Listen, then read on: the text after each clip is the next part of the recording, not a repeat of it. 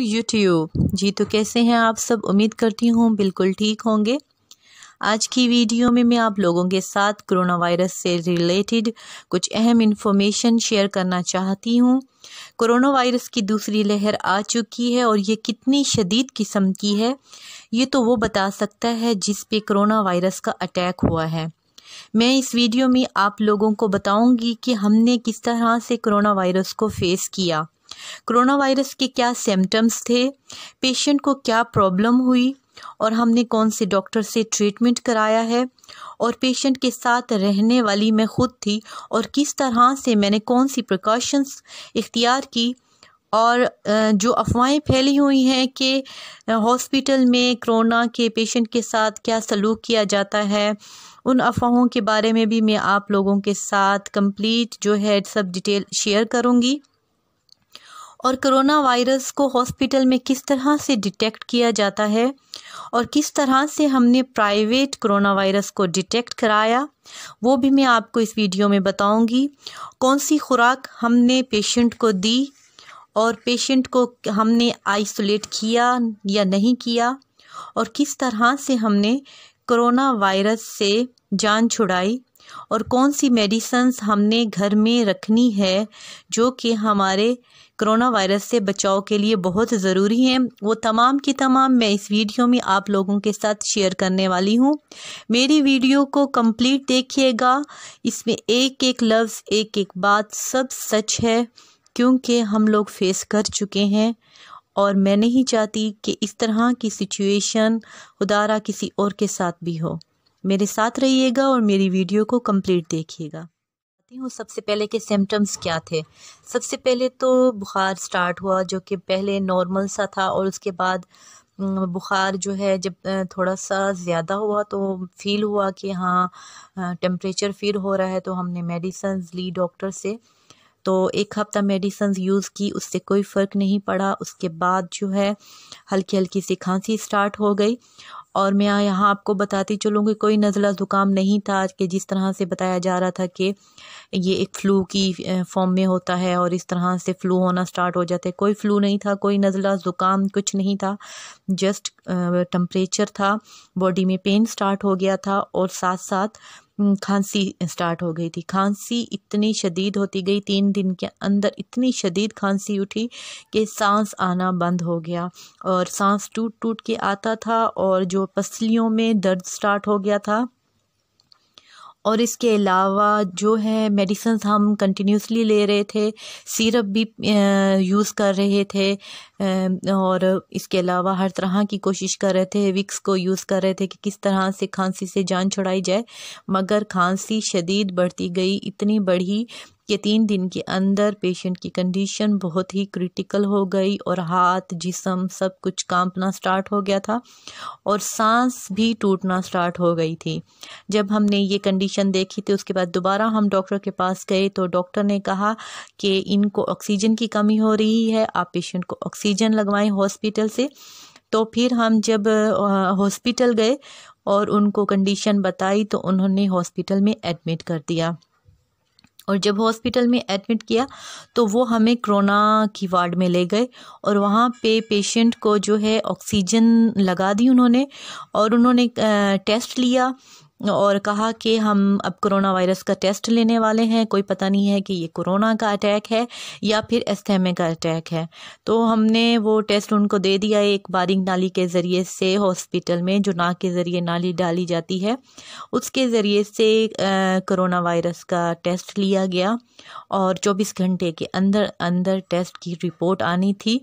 और जैसे ही हम लोग दुआएं करते रहे कि अल्लाह ना करे कुछ ऐसा हो, तो जैसे ही रिपोर्ट आई तो उसमें नॉट डिटेक्ट लिखा हुआ था।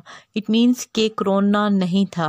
हॉस्पिटल वालों ने कहा कि कोरोना नहीं है, अब आप अपने पेशेंट को यहाँ से ले जा सकते हैं क्योंकि ये कोरोना की वार्ड है।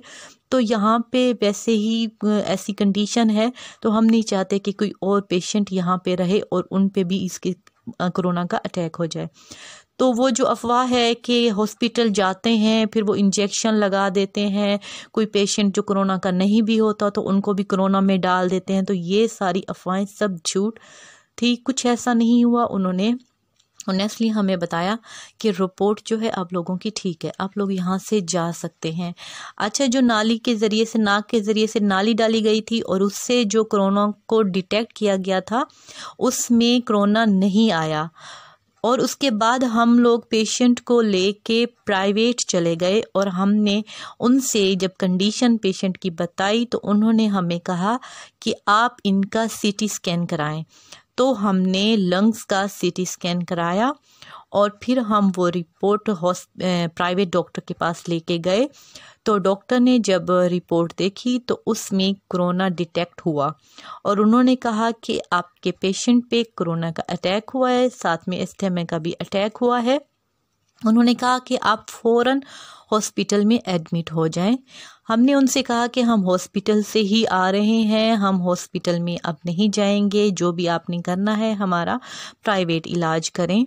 तो उन्होंने कुछ इंजेक्शंस और ड्रिप्स लिख के दी जो कि 5 दिन का कोर्स था और हमें कहा कि हम अलहदा रूम में रहें, पेशेंट को अलहदा रखें। तो फिर हमने क्या किया कि पेशेंट को बिल्कुल अलहदा रखा, मगर पेशेंट के साथ मैं खुद रही और मैंने जो है कंप्लीट पेशेंट का ख्याल रखा अच्छे तरीके से। पेशेंट को सुबह के टाइम इंजेक्शन लगते थे और रात को ड्रिप लगती थी और अल्लाह का शुक्र है कि दूसरी ही ड्रिप में खांसी में काफ़ी फ़र्क आना स्टार्ट हो गया।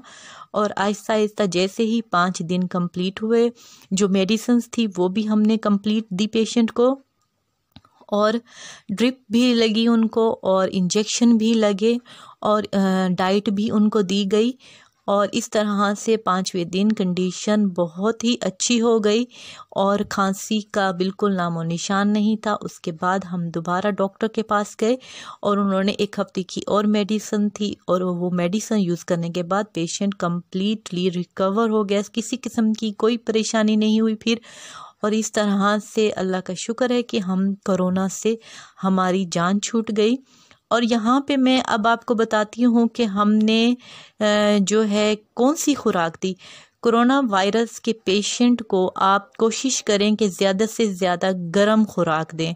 गर्म से मुराद ये है कि हमने ज़्यादा से ज़्यादा बकरे का गोश्त, बकरे का सूप और जो है देसी मुर्गी का सूप, देसी मुर्गी का सालन शोरबे वाला और ज़्यादा से ज़्यादा कहवा इस्तेमाल करवाएं और हमने कहवा भी इस्तेमाल कराया और देसी अंडे इस्तेमाल किए हमने।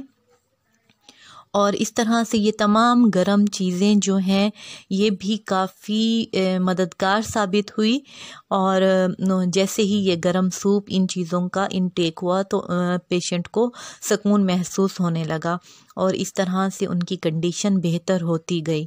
और यहाँ पे मैं आप लोगों को बताती हूँ कि मैं पेशेंट के साथ रही और मैंने जो है मैं बार बार सैनिटाइज़र यूज़ करती थी, मैंने मास्क यूज़ किया मुसलसल और साथ में पैनाडोल 3 टाइम मैंने खुद यूज़ की और मैंने सर्बेक्स जी टैबलेट्स और इसके अलावा विटामिन सी के टैबलेट्स को भी यूज़ किया। रोज़ खाने के बाद 1-1 टैबलेट विटामिन सी की, 1 टैबलेट सर्बेक्स जी की मैंने ली और 3 टाइम मैंने पैनाडोल ली। और इस तरह से मैंने अपनी सेफ्टी इस तरह से की और जो है पेशेंट को उसकी डॉक्टर के मुताबिक जो मेडिसिन्स थी वो दी और इसके अलावा इन टैबलेट्स को भी पेशेंट को दिया मैंने। और इस तरह से जो है हमने कोरोना वायरस से निजात हासिल की।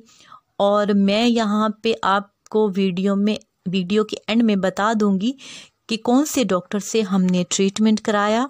और अब मैंने आपको सारी कंडीशन भी बता दी हैं, मेडिसिन्स भी बता दी हैं जो कि आप घर में रखें और विटामिन सी को और सर्बेक्स जी को आप डेली इनटेक करें, अपनी खुराक में इसको शामिल कर लें। जब आप खाना खा लें, खाना खाने के बाद आप इन टैबलेट्स को ज़रूर यूज़ करें। ये आपके अंदर जिस्म में इम्यूनिटी सिस्टम को स्ट्रॉन्ग करती है और जब आपका इम्यूनिटी सिस्टम स्ट्रॉन्ग होता है तो हम बीमारियों से ज़्यादा अच्छे तरीके से लड़ सकते हैं। उम्मीद करती हूँ आज की वीडियो आप लोगों को पसंद आई होगी और मैं जो भी इंफॉर्मेशन आप लोगों के साथ शेयर की है वो सब की सब जो हमारे साथ गुज़र चुकी है वो मैंने आप लोगों के साथ शेयर की है। और वीडियो के एंड में मैं आपको पिक्स वगैरह भी दिखा देती हूँ और जिस डॉक्टर से हमने ट्रीटमेंट कराया उसका एड्रेस भी और उनका नंबर भी मेंशन कर देती हूँ। अगर आपके इर्द गिर्द आस पास किसी किस्म का कोई ऐसा पेशेंट है तो टाइम वेस्ट मत कीजिए और उनका अच्छे से ट्रीटमेंट कराइए। इंशाअल्लाह अल्लाह ताला उनको सेहत और तंदुरुस्ती अता फरमाएंगे। मैं उम्मीद करती हूँ कि मेरी वीडियो आप लोगों को हेल्पफुल लगी होगी। अगर मेरी वीडियो आप लोगों को हेल्पफुल लगी हो तो मेरी इस वीडियो को आप लोग ज़रूर शेयर कीजिएगा और दुआओं में याद रखिएगा। अल्लाह ताला हम सबको अपने हिफ्ज़ व अमान में रखे। अपना बहुत सा ख्याल रखिएगा। शुक्रिया। अल्लाह हाफ़िज़।